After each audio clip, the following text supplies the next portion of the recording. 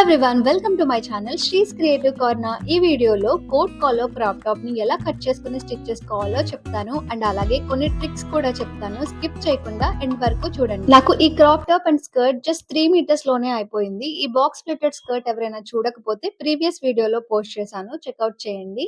First అయితే crop top కోసం lining ని ఇలా 2 లేయర్స్ లో ఫోల్డ్ చేసుకుని ఆన్ ఫోల్డ్ సైడ్ నుంచి మనం డ్రాయింగ్ చేసుకోవాలి. ఇలా ఫస్ట్ స్ట్రైట్ లైన్ డ్రా చేసుకోవాలి. ఈ లైన్ పైన షోల్డర్ మార్క్ చేసుకోవాలి. నా షోల్డర్ మెజర్మెంట్ 14 ఇంచ్, కానీ ఇది కాలర్ నెక్ కాబట్టి యాక్చువల్ షోల్డర్ కి 1 ఇంచ్ యాడ్ చేసుకుని డివైడెడ్ బై 2 చేసుకుని ఇక్కడ మార్క్ చేసుకోవాలి. నా actual shoulder 14 plus 1 15 divided by 2 చేస్తే 7.5 వచ్చింది. ఇక్కడ మనం షోల్డర్ డౌన్ ఇక్కడ మార్క్ చేసుకోవడం కోసం ఇలా చార్ట్ ఉంటుంది. దీని ప్రకారం ఎవరి మెజర్మెంట్ వాళ్ళు ఈ డౌన్ మార్క్ చేసుకోవచ్చు. నా షోల్డర్ 14 ఇంచ్ కి 1.2 ఇంచ్ షోల్డర్ డౌన్ వచ్చింది. అలా ఎవరి మెజర్మెంట్ ప్రకారం వాళ్ళు మార్క్ చేసుకోండి. 1.25 ఇంచ్ ఇక్కడ మార్క్ చేసుకుంటున్నాను నేను. మనం స్టార్టింగ్ పాయింట్ ఇక్కడ ఇలా లైన్ డ్రా చేసుకున్న తర్వాత ఈ ఆన్ ఫోల్డ్ సైడ్ నుంచి మనం 2.5 ఇంచ్ ఇక్కడ మార్క్ చేసుకోవాలి.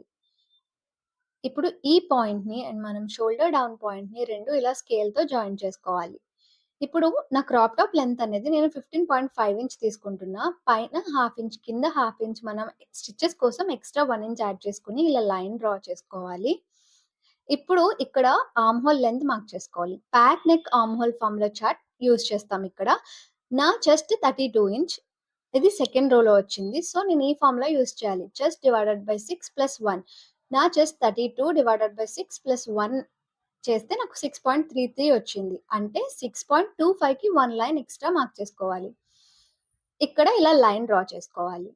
ఇప్పుడు ఈ లైన్ పైన నా చెస్ట్ మార్క్ చేసుకోవాలి. నా చెస్ట్ కి ప్యాక్ నెక్ కాబట్టి 2.5 ఇంచ్ లూజింగ్ యాడ్ చేసుకుని డివైడెడ్ బై 4 చేసుకుంటే నాకు 8.62 వచ్చింది. అది మార్క్ చేసుకున్నా. అండ్ 1.5 ఇంచ్ అనేది మనం మార్జిన్.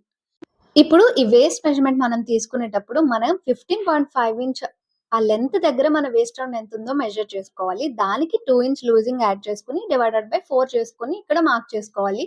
నాకు పైన చూపిస్తున్నట్టుగా 7.37 వచ్చింది. అది ఇక్కడ మార్క్ చేసుకుంటున్నా. ఈ లూజింగ్ 2 ఇంచ్ బ్లౌజ్ కి అయితే మనం యాడ్ చేయము వేస్ట్ దగ్గర, ఇది క్రాప్ టాప్ కాబట్టి నేను యాడ్ చేసా. అండ్ 1 ఇంచ్ డాట్ కోసం అండ్ 1.5 ఇంచ్ మార్జిన్. ఇప్పుడు ఈ మార్జిన్ 2 పాయింట్స్ ని మనం ఇలా జాయిన్ చేసుకోవాలి. ఇది బ్యాక్ పార్ట్ ఫస్ట్ డ్రా చేస్తున్నాను నేను. మనం back arm hole curve draw చేయడం కోసం ఈ shoulder down point and chest దగ్గర ఇలా మిడిల్ లో మనం ఒక లైన్ డ్రా చేసుకోవాలి. ఇప్పుడు ఇక్కడ మన షోల్డర్ ఎంతైతే ఉంటుందో 7.5 వచ్చింది కదా నాకు, దాంట్లో 1 ఇంచ్ మైనస్ చేసి 7 ఇంచ్ కి ఇక్కడ మార్క్ చేసుకుంటున్నా. బ్యాక్ పార్ట్ కి ఫ్రంట్ కి డిఫరెంట్ ఉంటుంది. సేమ్ 7 ఇంచ్ ఇక్కడ కింద కూడా మార్క్ చేసుకోవాలి. ఇక్కడ మనం క్రాస్ మార్క్ చేసుకోవాలి కదా, దానికోసం చార్ట్ ఉంటుంది. ఎవరి మెజర్మెంట్ ప్రకారం వాళ్ళు. ఇక్కడ నా చెస్ట్ అనేది 32 కాబట్టి నాకు ఫ్రంట్ పార్ట్ లో 0.75 ఇంచ్ క్రాస్ మార్క్ చేసుకోవాలి. బ్యాక్ పార్ట్ లో 1 ఇంచ్ క్రాస్ మార్క్ చేసుకోవాలి. గుర్తు పెట్టుకుంటున్నాను. అండ్ ఇక్కడ 1 ఇంచ్ బ్యాక్ కాబట్టి క్రాస్ మార్క్ చేసుకుని 3 పాయింట్స్ ని జాయిన్ చేస్తూ కర్వ్ స్కేల్ యూజ్ చేసి ఆర్మ్ హోల్ కర్వ్ డ్రా చేసుకోవాలి.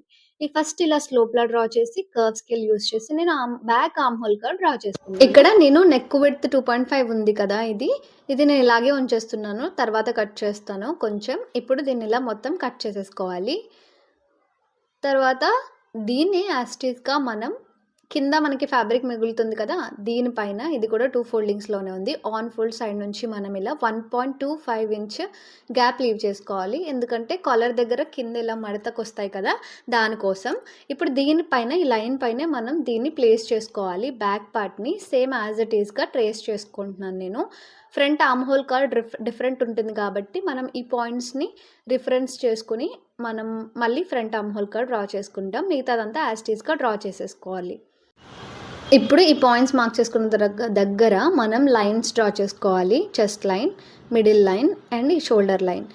ఈ లైన్ పైన ఈ షోల్డర్ మన 7.5 ఇంచ్ కదా, బ్యాక్ పార్ట్కి హాఫ్ ఇంచ్ మైనస్ చేసాం. ఫ్రంట్ పార్ట్కి 1 ఇంచ్ మైనస్ చేసి 6.5 ఇంచ్ మార్క్ చేసుకోవాలి. కింద హాఫ్ ఇంచ్ మైనస్ చేసి 7 మార్క్ చేసుకొని ఈ క్రాస్ 0.75 ఇందాక చార్ట్లో చూపించాను కదా, అది మార్క్ చేసుకొని ఇలా ఆర్మ్ హోల్ కర్వ్ డ్రా చేసుకోవాలి.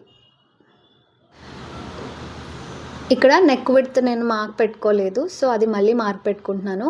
ఈ నెక్ విడ్త్ సేమ్ బ్యాక్ పార్ట్లో లాగే 2.5 మార్క్ చేసుకున్న తర్వాత ఇక్కడ 2.5 ఉంది కదా, దానికి 0.75 యాడ్ చేసి 3.25 కిందకి మార్క్ చేసుకోవాలి. అక్కడ మీకు ఎంత మెజర్మెంట్ వస్తుందో నెక్ విడ్త్ దానికి 0.75 యాడ్ చేసుకోండి. ఇలా బాక్స్లా డ్రా చేసుకొని కర్వ్ స్కేల్ యూజ్ చేసి కర్వ్లా డ్రా చేసుకొని ఈ ముందుకి లైన్ ఎక్స్టెండ్ చేయండి. ఇప్పుడు ఇక్కడ మనం 1.5 ఇంచ్ మార్జిన్ ఆ లైన్ డ్రా చేసేసుకుంటున్నాము.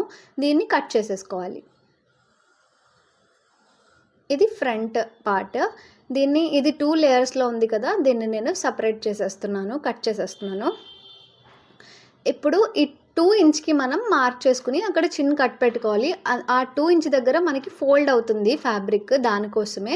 ఇప్పుడు దీనికి మెయిన్ ఫ్యాబ్రిక్ కూడా మనం లైనింగ్ ఎలా ఉందో అలా కట్ చేసేసుకొని దానికి ఇప్పుడు బ్యాక్ పార్ట్కి గమ్ అటాచ్ చేసి ఎక్స్ట్రాస్ అన్ని కట్ చేసేసుకోవాలి. లైనింగ్ అటాచ్ చేసుకోవడం అందరికీ తెలుసు కదా, సేమ్ ఈ పీసెస్కి లైనింగ్ అటాచ్ చేసుకుని ఎక్స్ట్రాస్ అన్ని కట్ చేసేసుకున్నాను నేను.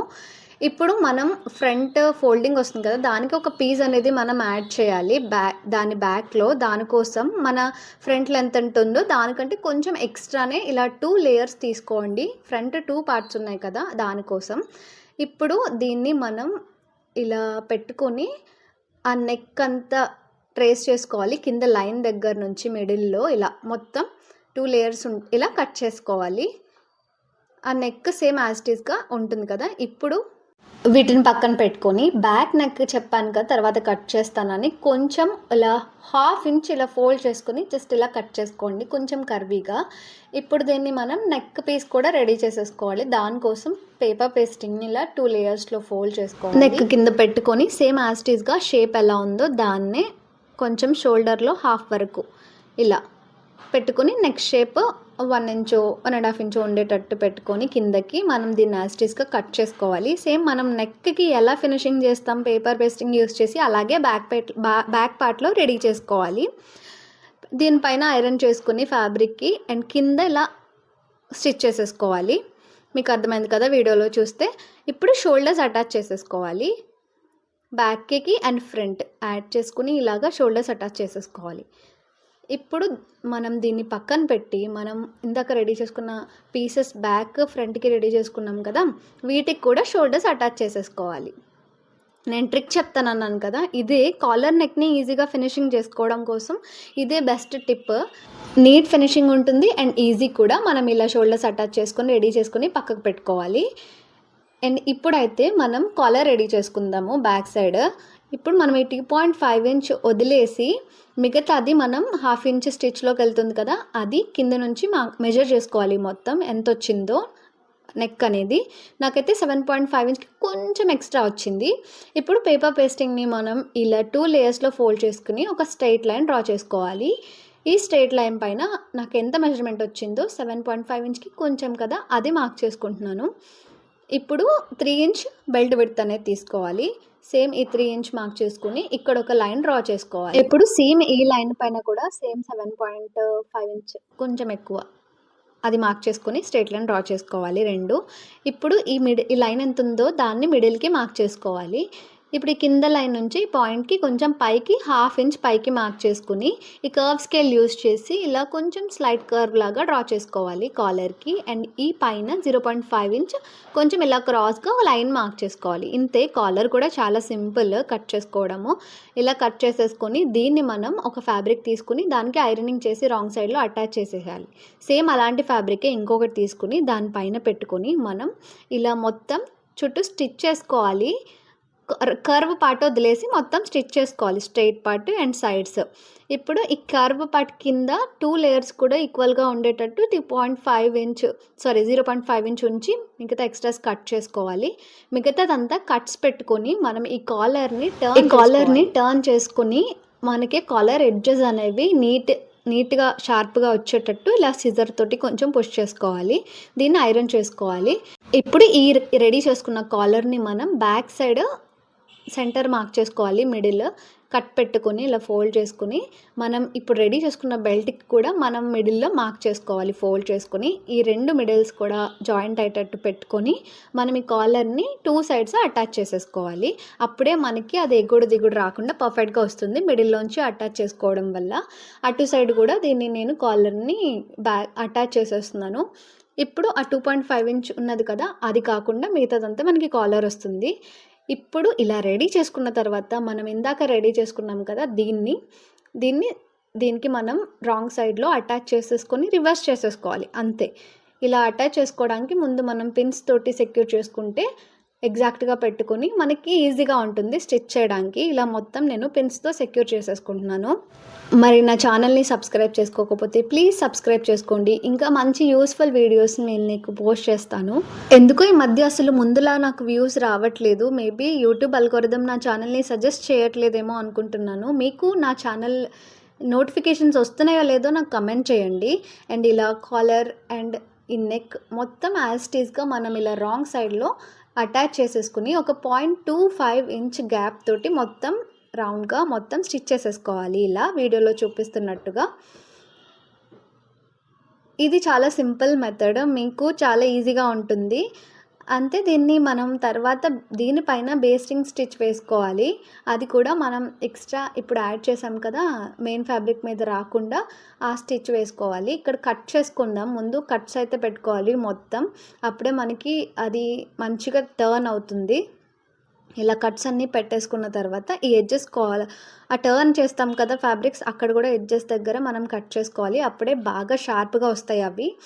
ఇప్పుడు దీన్ని మనం ఈ స్టిచెస్ అనేవి ఎక్స్ట్రా పీస్ ఉంది కదా, దాని వైపు వచ్చేటట్టు స్టిచ్ అనేది మెయిన్ ఫ్యాబ్రిక్ మీద పడకుండా దీనిపైన మనం స్టిచ్ వచ్చేటట్టు ఎక్కడి వరకు వస్తే అక్కడ, షార్ప్ ఎడ్జెస్లో మనకి రాదు కదా బేస్టింగ్ స్టిచ్ వేసుకోవడానికి, ఎక్కడి వరకు వస్తే అక్కడి వరకు స్టిచ్ చేసేసుకోవాలి. ఇప్పుడు ఈ కాలర్ని కూడా మనము పైకి లేవకుండా సేమ్ కాలర్ పైన మెయిన్ కాలర్ పైన పడవకుండా కింద దానిపైన పడేటట్టు స్టిచ్ వేసేసుకోవాలి.